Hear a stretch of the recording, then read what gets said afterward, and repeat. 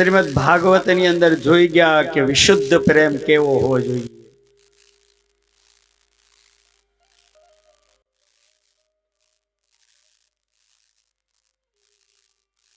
જેમ કબીરે કીધું ને, પ્રેમ પ્રેમ શું કરો જાઓ યમુના કે તીર, એક ગોપી કે પ્રેમ में बह गए लाखों कबीर.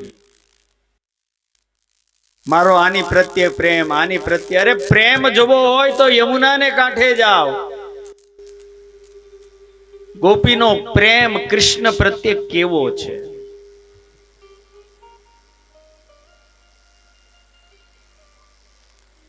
એક ગોપી કે પ્રેમ में बह गए लाखों कबीर. કબીર કે મારી જેવા તો લાખો કબીર ભેગા થાય ને ત્યારે એક ગોપી થાય. આ કૃષ્ણ પ્રેમ છે.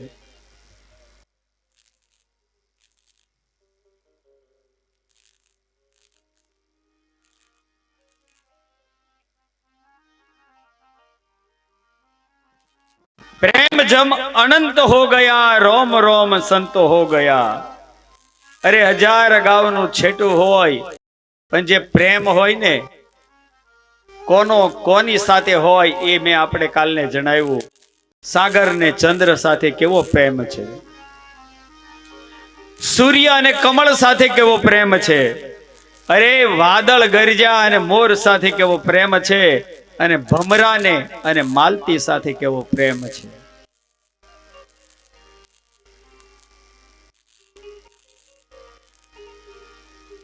તમારા જો આત્માને તમે ઓળખી લો ને તો આ બધે ભટકવાની જરૂર નહીં પડે. આપણે આત્માને ઓળખતા નથી ને બધે ભટકા કરીએ છીએ. આ મંદિર નહીં તો આ મંદિર, આ મંદિર નહીં તો આ મંદિર, આ મંદિર નહીં તો આ મંદિર.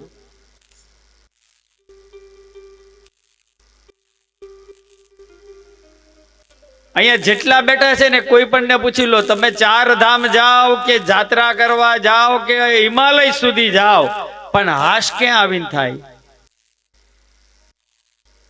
ઘરે આવીને થાય ને. તો સાચું તીરથ કયું? ભલે ને તમને તમારા પતિઓ દુબઈ લઈ જાય કે લંડન લઈ જાય, ગમે ત્યાં ફરવા લઈ જાય, પણ ક્યારે હાશ થાય? જ્યારે એ જગ્યા હોય ને ત્યારે ઘરમાં હોય ને. એટલે કોઈ કવિએ પણ કીધું છે, ધરતીનો છેડો ઘર. ગમે ત્યાં તમે ભટકો, ગમે ત્યાં જાઓ, પણ હાશ તો ઘરે આવીને જ થાય છે. એમ આ કથાની અંદર આત્મદેવ નામના બ્રાહ્મણની કથા આવે છે.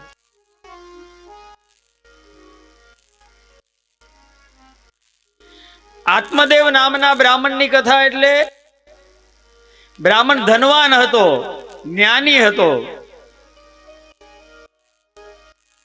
એનું પત્નીનું નામ હતું ધુંધલી.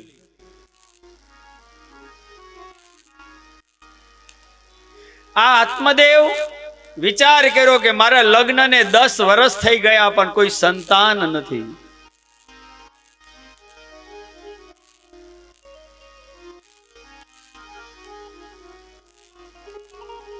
ઘણા તપ કર્યા, ઘણા અનુષ્ઠાન કર્યા, કોઈ સંતાન થયું નહીં. એટલે નિરાશ થઈ ગયો અને જંગલમાં ગયો. જંગલમાં જઈ અને જ્યાં કૂવામાં પડવાની તૈયારી કરે ને, ત્યાંથી એક સાધુ નીકળતા હતા. એને કીધું કે ભૂદેવ સાવધાન. બ્રાહ્મણ મરતા મરતા કૂવામાં પડતા પડતા અટકી ગયો. પાછળ ફરીને જોયું તો એક સાધુ આવતા હતા. સાધુ આવીને કહેવા લાગ્યા, અરે ભૂદેવ, તમે આ શું કરી રહ્યા છો? આત્મહત્યા કરો છો? તમે બ્રાહ્મણ થઈને જાણતા હોવા છતાં આત્મહત્યા કરો? મહારાજ, આપણા શાસ્ત્રમાં લખ્યું છે કે આત્મહત્યા કરે ને, જે દુઃખથી, સાંભળજો, જે દુઃખથી વ્યક્તિ આત્મહત્યા કરે ને, એવા ને એવા જન્મ એને 7 વાર ભોગવવા પડે છે. 1 વાર નહીં, 7 વાર.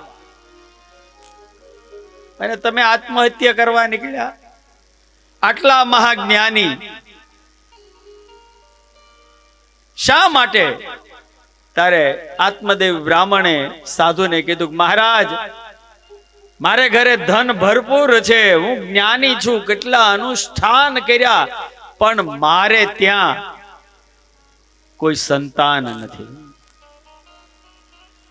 અને હે સંન્યાસી, જો તમે મને સંતાન આપી શકતા હો તો આપો, નહીતર મને મરવાઈ ગયો. કારણ મારી પત્નીને હું મુખ નહીં બતાવી શકું. ત્યારે સંતે કીધું કે બ્રાહ્મણ નજીક આવ. એના કપાળમાં જોયું અને અરેરાટી સંતને થઈ કે અરે ભૂદેવ, 7 જન્મ સુધી તારે સંતાન નથી. આ જન્મ નહીં, પણ 7 જન્મ સુધી તારે સંતાન નથી.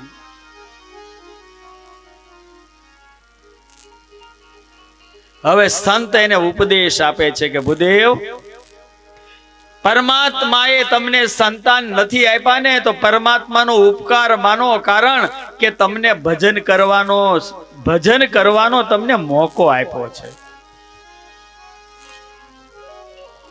હે ભૂદેવ, તમે જોઈ લેજો, જેને સંતાન છે એ સુખી નથી હો. જેને સંતાન છે એ પણ સુખી નથી. તો ભગવાને તમને ભક્તિ કરવાનો મોકો આપ્યો છે, તો જંગલમાં જઈને ભગવાનની ભક્તિ કરો ની. કાંઈ ચિંતા જ નહીં તમારે કે દીકરાનું શું થશે, દીકરીનું શું થશે. આ જન્મ છે એટલે ચિંતા શરૂ થશે. મોટો કરવો, ભણાવવો, લગ્ન કરવા.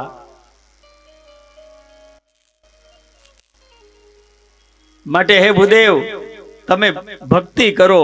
ત્યારે બ્રાહ્મણે કીધું કે જો મને કંઈક આપતા હો આશીર્વાદ તો આપો, નહીતર મને કૂવામાં પડવા ગયો. ત્યારે સંતે કીધું, હે ભૂદેવ, મારી હાજરીમાં જો હું તમને કૂવામાં પડવા દઉં ને તો મને બ્રહ્મ હત્યા લાગશે.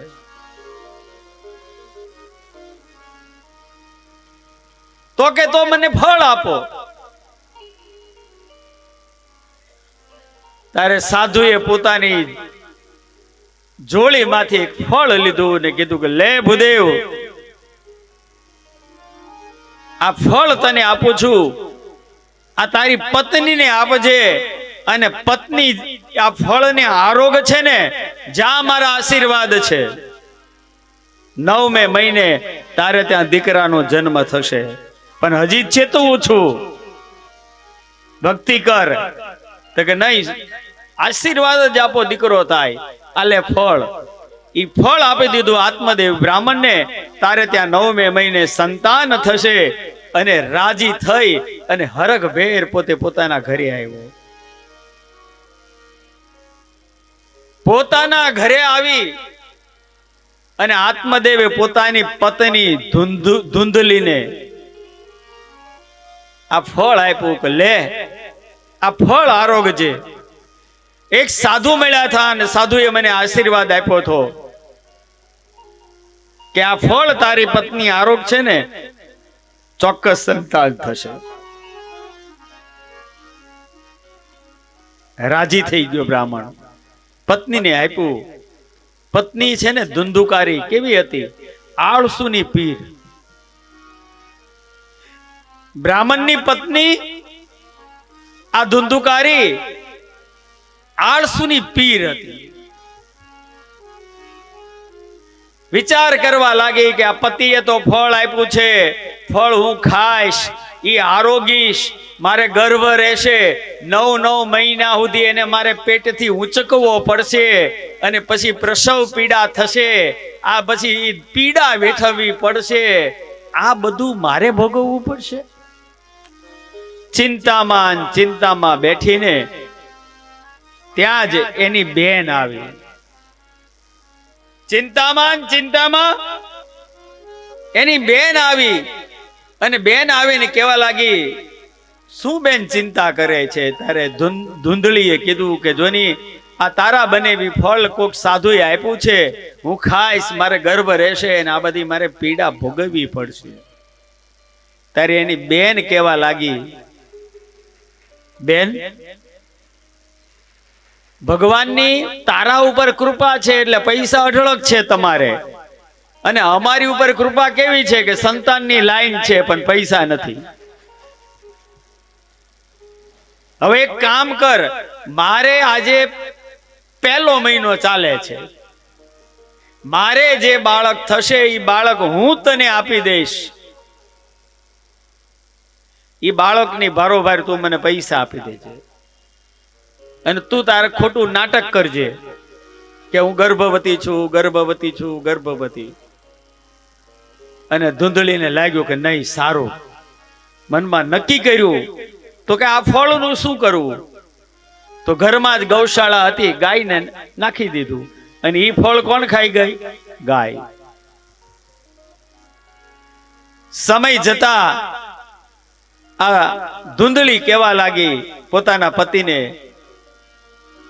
કે તમે જે ફળ મને આપ્યું એ ફળ મેં આરોગ્યું, અને એ ફળથી મને ગર્ભ રહ્યો છે. અને આત્મદેવ એટલો આનંદ થઈ ગયો, એટલો આનંદ થઈ ગયો કે ભગવાનનો પાર ન પામે એટલો પ્રાર્થના કરવા લાગ્યો.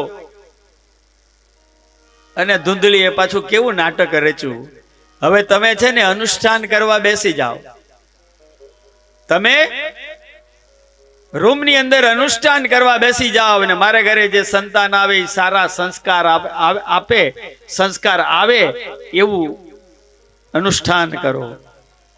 આત્મદેવ તો મોહી ગયો, તું જેમ કેમ એમ, અને એ પરમાત્માનું અનુષ્ઠાન કરવા માંડ્યો.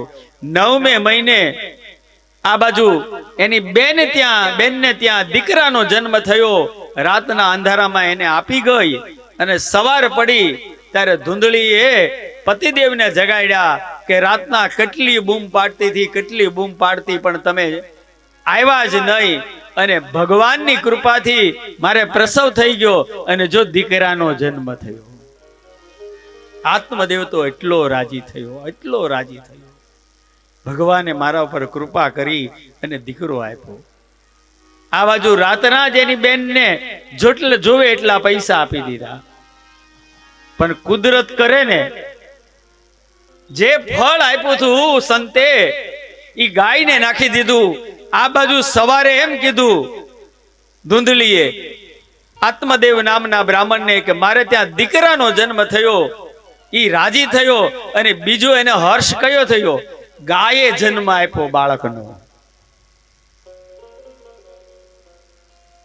કેટલો રાજી થયો કે ભગવાને મારા પર મહેર કરી, ઘરે દીકરાનો જન્મ થયો, અને આ બાજુ ગાયે પણ દીકરાનો જન્મ આપ્યો. બ્રાહ્મણને બોલાવીને નામ પાડવામાં આવ્યું. શું નામ પાડ્યું? આ ધૂંધળીનો દીકરો એટલે એનું નામ ધુંધુકારી પડ્યું. અને આ ગાયમાંથી દીકરો પ્રગટ થયો, પણ દેહ તો પુરુષ જેવો, પણ કાન ગાય જેવા હતા, એટલે એનું નામ ગોકર્ણ પાડવામાં આવ્યું. ગો એટલે ગાય, કર્ણ એટલે કાન, ગાય જેવા કાન વાળો બાળક, એનું નામ ગોકર્ણ. બહુ રાજી થયો. થોડા મોટા થયા, પાઠશાળામાં ભણવાનું કીધું, તો ધુંધુકારી કીધું હું મારા દીકરાને નહીં મોકલું. ગોકર્ણ તૈયાર થઈ ગયો, ગોકર્ણને કાશી ભણવા મોકલી દીધો. અને આ બાજુ ધુંધુકારી માતાના ચડાવને કારણે ન ભણ્યો. ધમાલી એટલો બન્યો કે બાળપણમાંથી યુવાની આવી, અને યુવાનીની અંદર માતા પિતાને એટલો ત્રાસ આપવા માંડ્યો, પૈસા માગે, પૈસા ન આપે તો પિતાને મારે, માને મારે, પૈસા આપો.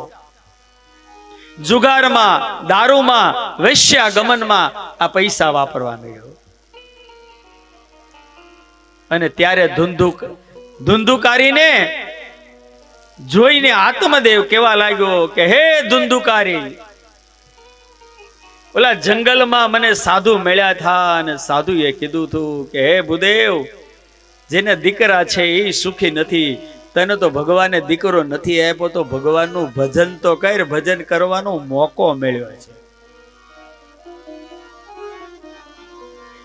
અને મેં હઠ પકડીને મેં કીધું કે મરતા મને બચાવો, કા મને ફળ આપો. ઓલા સાધુએ મને વારંવાર ટકોર કરી, પણ હું માન્યો નહીં. વિચાર કરો, જ્યારે કીધું ત્યારે ન માન્યો ઈ બ્રાહ્મણ. અને હવે જ્યારે દીકરો દુઃખ આપવા માંડ્યો, મારવા માંડ્યો ને, ત્યારે આત્મદેવને બધું એમ થઈ ગયું, ધિક્કાર છે આ પૈસાને, ધિક્કાર છે આ ઘરને, અને બધું છોડીને ઈ આત્મદેવ જંગલમાં તપ કરવા જતો રહ્યો.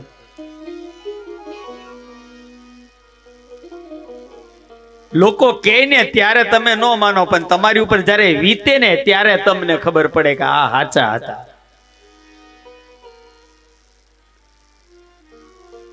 ત્યાં સુધી તો એમ ધુંધુકારીની જેમ હું જ કંઈક છું, હું, અરે તું કાંઈ નથી.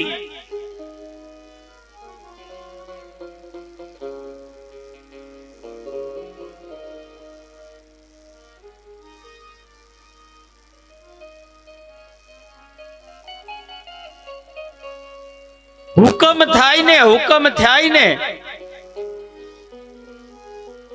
સાંભળજો, હુકમ અને હુકમ થાય ત્યારે જ આ મોવડિયા દાદા કહેતા નાગ દાદાના દર્શન થાય, નહીતર દર્શન થતા જ નથી. કાલી જેવી અહીંયા આરતી થતી હતી ત્યારે પાણીમાં દર્શન આપ્યા હતા દાદાએ. એનો હુકમ થાય ત્યારે જ આપણે અહીંયા આવી શકીએ, નહીતર આપણી તાકાત નથી કે અહીંયા સુધી પહોંચી શકીએ. આત્મદેવ જંગલમાં જતો રહ્યો. આ બાજુ ધુંધુકારી માતાને દુઃખ આપવા માંડ્યો, માતાને મારવા માંડ્યો, અને એમાં ને એમાં ધુંધલીનું મૃત્યુ થયું. હવે ધુંધુકારી એકલો, એને શું કરી, 4-5 વેશ્યાને પોતાના ઘરની અંદર રાખી, મોજ મસ્તી કરવા માંડ્યો. પૈસા ખૂટી ગયા એટલે ઓલી વેશ્યાઓએ કીધું કે પૈસા લાવ, પૈસા લાવ. તો કે નથી. તો કે તો ચોરી કર, ગમે કર, અમારે તો પૈસા જોવે. અને ધુંધુકારીએ છેવટે નક્કી કર્યું કે રાજ ખજાનામાંથી ચોરી કરું.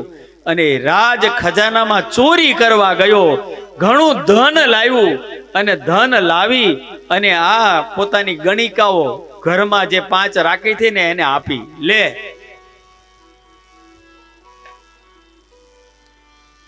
આ ગણિકાઓએ વિચાર કર્યો કે અરે રે, આટલો ખજાનો ચોરી લાવ્યો. હવે કાલ રાજા તપાસ કરશે ને પકડાશું તો ઈ તો પકડાશે, પણ હારવાર આપણે પણ પકડાઈ જશું. તો શું કરવું? તો આ જે ચોરી કરીને લાવ્યો એને જ આપણે 5 ભેગી થઈને મારી નાખી. એ 5 ગણિકાઓએ આ ધુંધુકારીનું ગળું દબાવીને એને મારી નાખ્યો. ઘરમાં ને ઘરમાં ખાડો કર્યો, અને ઘરમાં ને ઘરમાં દાટી દીધો રાતો રાત. અને સવારમાં આખા ગામની અંદર જાહેર કરી દીધું કે ધુંધુકારી જાત્રા કરવા ગયો, જાત્રા કરવા ગયો. ઘણા સમય વીતી ગયો. જે ગાયના માંથી જન્મેલો બાળક ગોકર્ણ આત્મદેવે કાશીમાં મોકલ્યો હતો, એ કાશીથી ભણીને આવ્યો. ભણીને આવીને પૂછ્યું, ભાઈ ક્યાં? તો ઓલી ગણિકાઓ કેવા લાગી કે એ તો જાત્રા કરવા ગયા. કઈ વાંધો નહીં, રાતના સૂતો છે ને રાતના સૂતો ને તા તો એક પ્રેત આવ્યું ને પ્રેત આવીને કે ભાઈ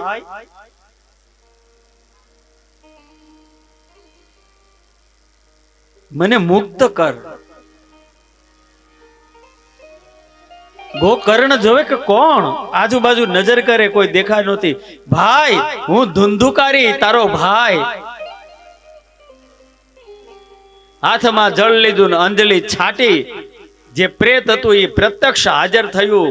ત્યારે ગોકર્ણ કેવા લાગ્યો, ધુંધુકારી તું? તો કે હા. તારી ગતિ કેવી રીતે થઈ? ત્યારે ધુંધુકારીએ કીધું કે મેં ન કરવાના કાર્ય કર્યા અને મારું અકાળ મૃત્યુ થયું, મને મારી નાખવામાં આવ્યો. અને અકાળ મૃત્યુ થયું હોવાને કારણે મારો જીવ ભટકે છે, મને તું મુક્તિ અપાવ. ગોકર્ણએ નારાયણ બલિ કરી, પ્રેત બલિ કરી, નો મુક્ત થયો. ઘણા એવા આત્મા હોય ને ગમે એટલું કરો ને જાય જ નહીં.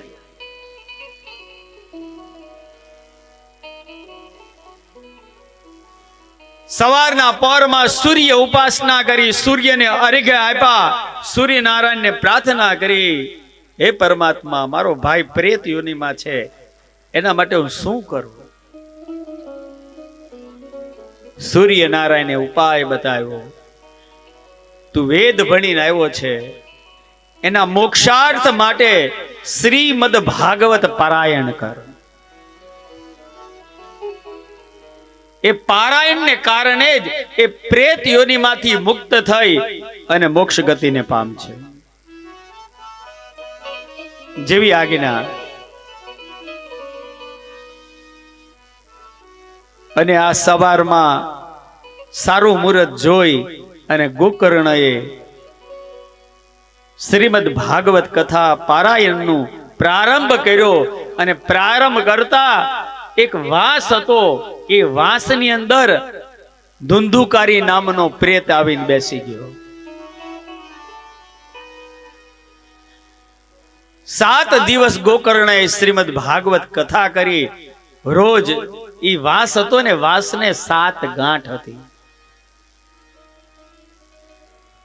રોજ એક ગાંઠ ફાટતી જાય.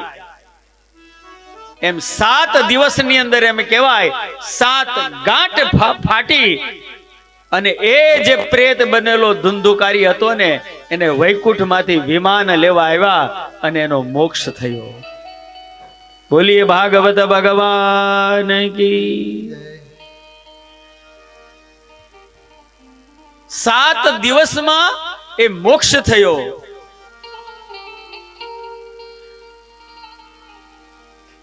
તો ત્યાં જેટલા બીજા કથા સાંભળતા હતા ને, સાંભળજો, ત્યાં બધા કથા સાંભળતા એને ગોકર્ણને પ્રશ્ન કર્યો. આમાં શુકદેવજીને પણ પ્રશ્ન કરે છે અને શૌનક ઋષિઓને પણ પ્રશ્ન કરે છે બધા. મહારાજ, બેઠા હતા 100 જણા, તો 100 માંથી એકને જ વિમાન લેવા કેમ આવ્યું? 99 કેમ રહી ગયા? ભટ્ટ સાહેબ, બેઠા હતા 100 જણા, એમાંથી એકને જ વિમાન લેવા આવ્યું, 99 કેમ રહી ગયા? ત્યારે જવાબ આપે છે કે ગોકર્ણ એ કથા કરી. કોના માટે કરી હતી? એના ભાઈ જે પ્રેત યોનિમાં ભટકતો હતો ને, એ પ્રેત યોનિમાંથી મુક્ત થવા માટે આ કથા કરી હતી. અને એને કીધું હતું કે તારા મોક્ષાર્થે આ કથા કરું છું. અને એ પણ ધુંધુકારી પ્રેત બની, પ્રેત જે યોનિમાં હતો એ વાસમાં આવીને બેઠી ગયો. અને એક ગાંઠ ફાટતી ગઈ. 7 ગાંઠ ફાટી. અરે 7 ગાંઠ તમારી અંદર પણ છે, વાસની વાત નથી. તમારી અંદર રહેલી 7 ગાંઠ જો તૂટે ને, તો તમને પણ વિમાન વૈકુંઠ માંથી લેવા આવે. પણ એ 7 ગાંઠ તૂટવી જોઈએ. કઈ? સૌથી પહેલી કામ, કોઈ કામના હોવી ન જોઈએ. મનુષ્યને તો પહેલી જ કામના, એક ઈચ્છા પૂરી થાય એટલે બીજી ઉત્પન્ન થાય. સાયકલ લીધી, હવે ગાડી મળી જાય તો સારું. ગાડી આવી ગઈ, હવે ઘરની આંગણે 4 વ્હીલ એક હોય તો સામે વાળાને છે ને આપણે નથી, કેવું સારું લાગે આપણે હોય તો. એક ઈચ્છા પૂરી થાય, બીજી ઈચ્છા જન્મે. અર્થશાસ્ત્રનો નિયમ છે. કામના કોઈ ન હોય, કામના છૂટે, મોક્ષ છૂટે, વાસના છૂટે, ઈર્ષા છૂટે, લોભ છૂટે. આજે બેઠો હતો ને ધુંધુકારી, એ 7 દિવસ એક જ જગ્યાએ બેઠો હતો, જગ્યા નહોતી બદલી. અને આપણે તો આવી તો કે પંખો કઈ બાજુ પવન આવે ન્યા બેહી આવે ને. પેલા વિચાર આપને, અહીંયા બરોબર પવન આવે છે, ન્યા બેસી. અને કાલે હવારમાં આવો ને પંખો બદલાઈ ગયો હોય તો આપણી જગ્યાએ બદલાઈ જાય. બોલો, એક જગ્યાએ બેઠા, 7 દિવસ એ જ જગ્યાએ બેસી કથા સાંભળો. કથા પૂરી થાય ત્યાં સુધી ન પલોઠી ફેરવવી, આપણે બેઠા હોય ને આપણી સ્થાન ન ફેરવવી. કથા પૂરી થાય ત્યાં સુધી એક ચિત્તે પ્રભુ સ્મરણ મુક્તિ ચાલતું હોય. અને શ્રોતા જે કહેતા હોય વ્યાસજી, એક કાનથી અંદર આપણે લેતા હોઈએ, આપણી પણ ગાંઠ ફૂટતી જાય અને આંખ બંધ હોય એટલે ધીરે ધીરે પરમાત્માના દર્શન થતા જાય.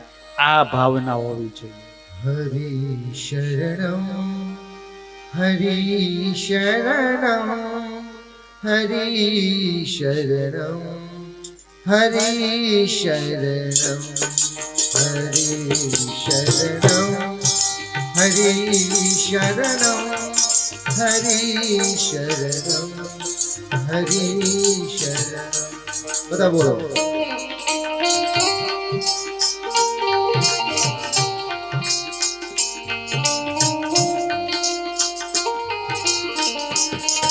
હરિ શરણમ જય હો. હરિ શરણમ હરિ શરણમ હરિ શરણમ હરિ શરણમ. બોલો બધા બોલો.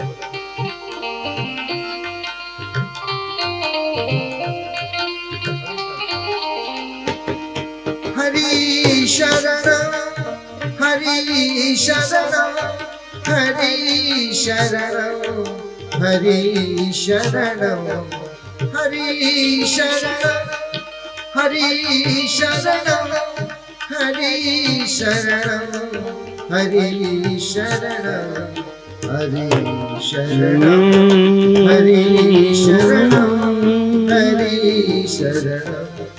હરિ શરણમ હરિ શરણમ હરિ શરણમ હરિ શરણમ હરિ શરણમ. એક જ આસન ઉપર બેસી અને કથા સાંભળવી ને કામકાજ કઈ પણ હોય ને તો બીજાને સોંપી દેવા. કારણ અનેક એમ કહેવાય છે કે આપણા પુણ્ય ભેગા થાય ને ત્યારે આ કથાનો અવસર આપણે આંગણે પ્રાપ્ત થાય છે. અમે કથા કરીએ, અમે કથા કરીએ. અરે કથાની અંદર ભગવાન નથી કહેતા કે તૈયાર થઈને આવો. કથામાં ભગવાન એમ નથી કહેતા કે રૂપ રૂપ સજીને આવો. પરમાત્મા એમ કહે છે કે ચોખ્ખું હૃદય લઈને મારી પાસે આવો. ચોખ્ખું મન હશે ને પરમાત્મા દોડતો દોડતો આવશે, પણ તમારું ચોખ્ખું મન હોવું જોઈએ. ઉમાશંકર જોશીએ કીધું છે કે બે હાથ ફેલાવું, હું બે હાથ ફેલાવું તો તારી કૃપા દૂર નથી. હું બે હાથ ફેલાવું અને તું આપે ઈ મને મંજૂર નથી. શું કીધું? ત્રણ વાના મુજને મળ્યા, હૈયું મસ્તક ને હાથ. ભગવાનને આભાર માનો. ત્રણ વાના મુજને મળ્યા, હૈયું મસ્તક અને હાથ. એ બહુ દીધું દીનાનાથ, જા હવે ચોથું માગવું નથી.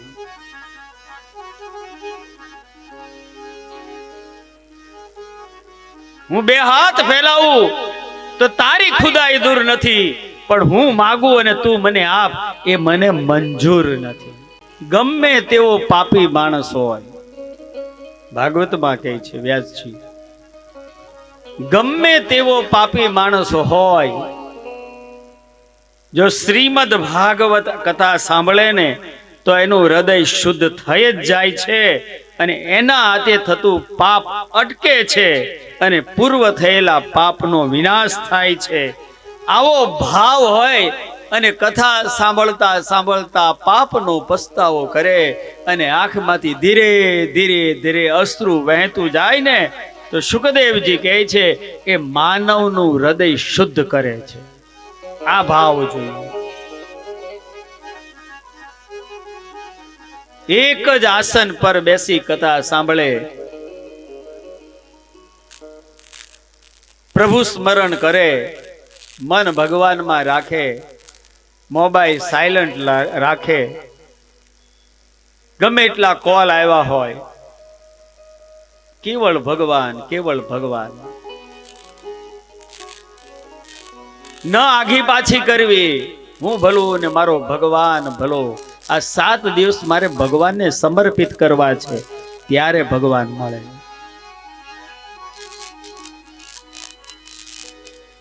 આ તો કેવું પડે, હાલો 3 વાગી ગયા, ત્યારે તો બહાર નીકળે. એ બાપ, તમારા કલ્યાણ માટે તમે અહીંયા બધા ભેગા થયા છો. કોઈ કોઈનું કલ્યાણ કરતું નથી, એટલું ધ્યાન રાખજો. કોઈક 100 રૂપિયા મુકતા હોય કે તું આપ ને, તું તારે, હું તારો હાથ અડાડું છું. હાથ અડાડવાથી કંઈ થતું નથી. ફક્ત ને ફક્ત હાથ પતિને અડાડી શકાય છે, બીજા કોઈને અડાડી શકાતો નથી.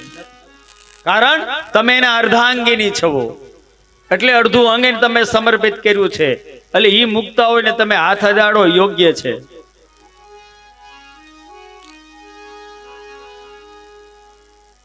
એક ચિત્તથી કથા સાંભળવી, વક્તા આવે એ પહેલા આવી જવું જોઈએ. એક આસન પર બેસી ઓમ નમો ભગવતે વાસુદેવાય અથવા શ્રી કૃષ્ણ શરણમ મમ, જેને માનો એના જપ સતત ચાલુ રાખો. બને તો શાસ્ત્રમાં કીધું છે, જેને ઘરે આ કથાનો અવસર પ્રાપ્ત થયો હોય એને 108 ફરજિયાત પ્રદક્ષિણા કરવાની રહે છે. જેને શ્રીમદ ભાગવત પારાયણ બેસાડી છે, કથાને અંતે છેલ્લે દિવસે બ્રાહ્મણ ભોજન કરાયું નથી, તો એને ભાગવતનું પુણ્ય મળતું નથી.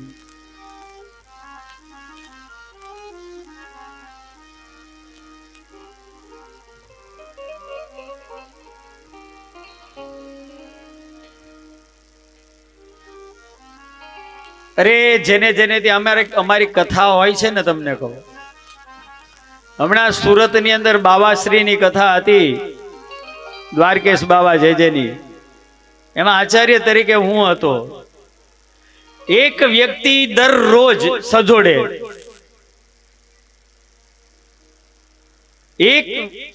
એક કપલ ડેઈલી.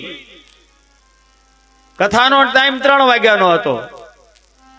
અમે ત્યાં 1 વાગે પહોંચીને તો એક કપલે 108 પરિક્રમા દરરોજ આવવાનું, 108 દાણા લેતા આવવાના, પરિક્રમા પૂરી કરવાની.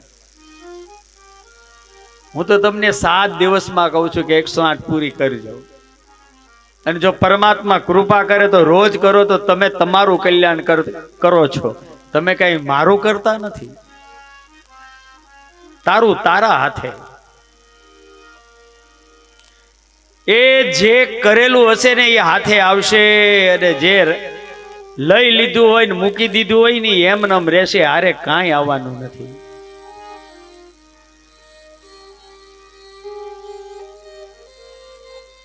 અવસર પ્રાપ્ત થયો છે, ઘાણા નદીનો કાંઠો છે અને મોવાડિયા દાદાનું સાનિધ્ય છે. હે, આપણા ઈષ્ટ દેવતા,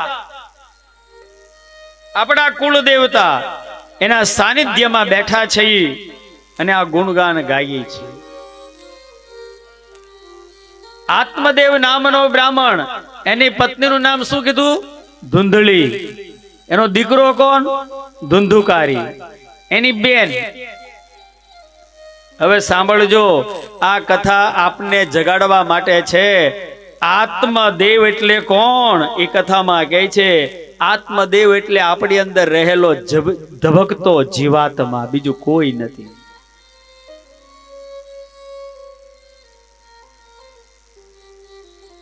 હે સજ્જનો, ધૂંધલી એટલે કોણ? બુદ્ધિ. ધૂંધલી એટલે કોણ? બુદ્ધિ. અને એની બેન કોણ? જે ચડાવે ઈ મન.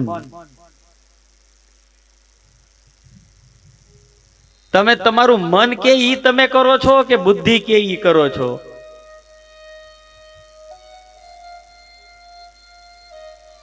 હે સાહેબ, આપણે આપણું મન કઈ ઈ કરી, મન આમ કે કરવું, પણ બુદ્ધિ શું કહે છે? કોઈ દી વિચાર કર્યો? બુદ્ધિ છે ને મન કે ઈ જ કરે છે, આત્મા કે ઈ કોઈ દી કરતી જ નથી. એના કારણે આપણે હેરાન થાય છે. મારું મન એમ કહે છે, તારા મનને તું જવા દે ની, તારો આત્મા શું કહે છે એ તો વિચાર કર.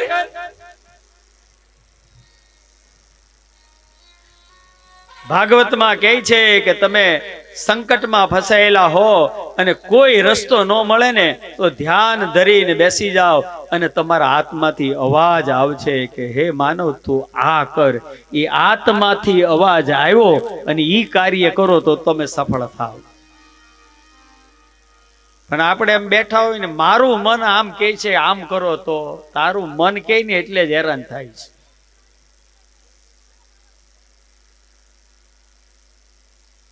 આ ધૂંધલી અને એની બેન મનને કારણે આત્મદેવ પીડાય છે.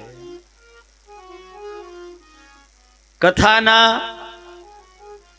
સાંભળનાર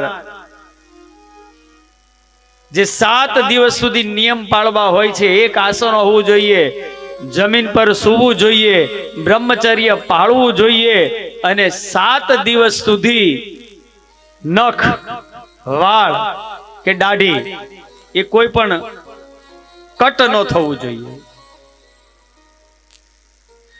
શ્રોતાના અહીંયા લખ્યા છે કથા કરનાર. એ કથા કરનાર કેવો હોવો જોઈએ? વિરક્તો હોવો જોઈએ, લોભી ન હોવો જોઈએ. ભાગવતના કોઈ દી આટલા પૈસા થાય કહેવા વાળો ન હોવો જોઈએ. એની દ્રષ્ટિ કેવી હોવી જોઈએ? વિશાળ હોવી જોઈએ. આ કથા કરે એટલે હું માન આપું ને આ નથી કરતા એટલે હું એને માન ન આપું, એ ન હોવું જોઈએ. વિશાળ દ્રષ્ટિ હોવી જોઈએ. એટલે જ પ્રત્યેકની અંદર પ્રભુના દર્શન કરતો હોવો જોઈએ એવો વક્તા હોવો જોઈએ. વક્તા એટલે વૈષ્ણવ. વક્તા કેવો હોવો જોઈએ? વૈષ્ણવ જેવો હોવો જોઈએ. એટલે જ નરસિંહ મહેતાએ વક્તાને વૈષ્ણવ કીધો છે. શું કીધો છે? સકલ લોકમાં સહુને વંદે, નિંદા ન કરે કે નીરે. સકલ લોકમાં સહુને વંદે.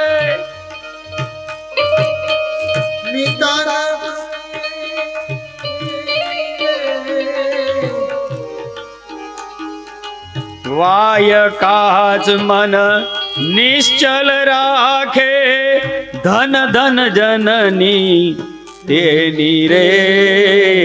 વૈષ્ણવ જન તો તેને કહીએ, વૈષ્ણવ જન તો તેને કહીએ. પીડ પરાઈ જાણે રે, વૈષ્ણવ જન તો તેને કહીએ, વૈષ્ણવ જન તો તેને. બોલીએ કૃષ્ણ કનૈયા લાલ કી.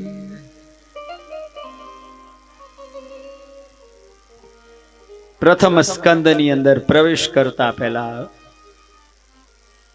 પરમ કૃપાળુ પરમાત્માને વંદન કરીએ.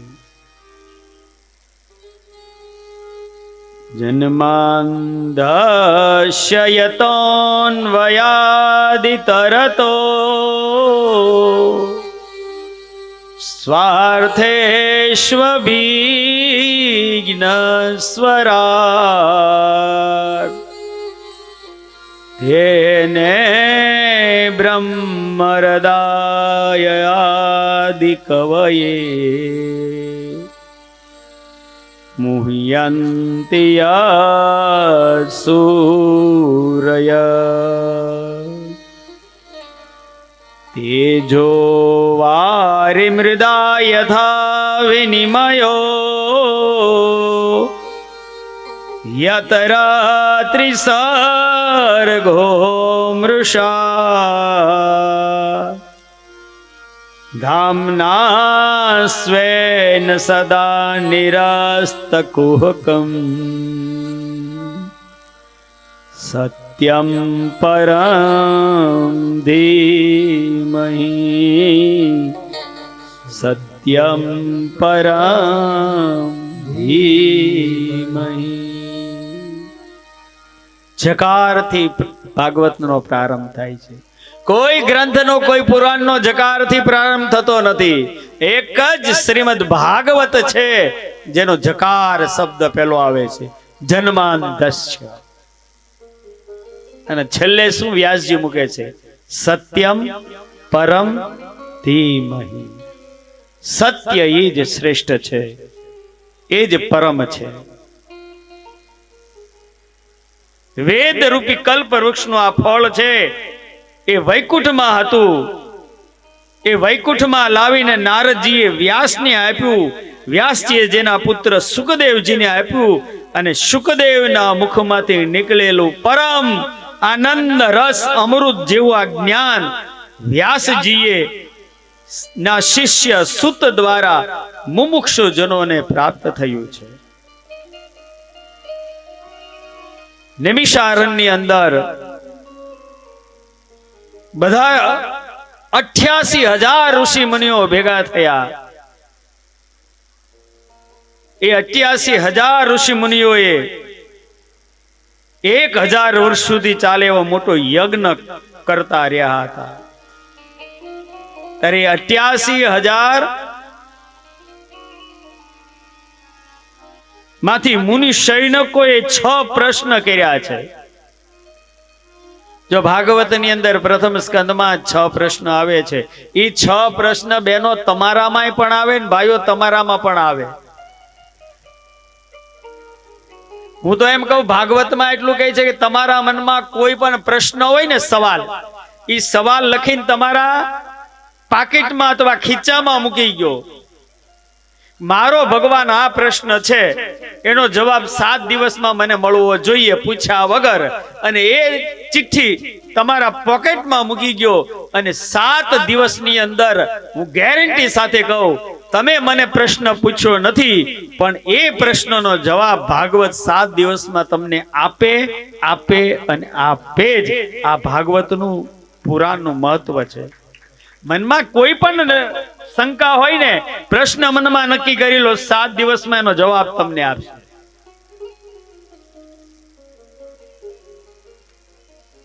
અનુભવ છે.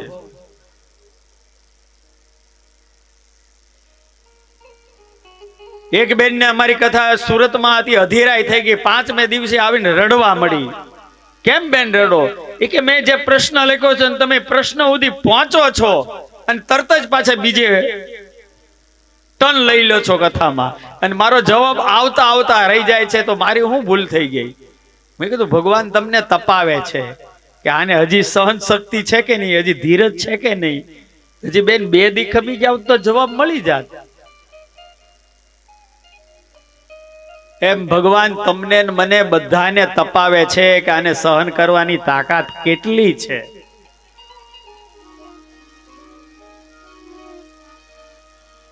એ જેટલાને મારો ઠાકોર મળ્યો ને દ્વારકાધીશ, જેટલાને મારો ઠાકોર કહેતા દ્વારકાધીશ મળ્યો છે ને, ભગવાને એને બહુ તપાવ્યા. અને એમ થઈ ગયું કે હવે તપી ગયા, ત્યારે 2 હાથ ફેલાવ્યા, કીધું હવે આવી જા.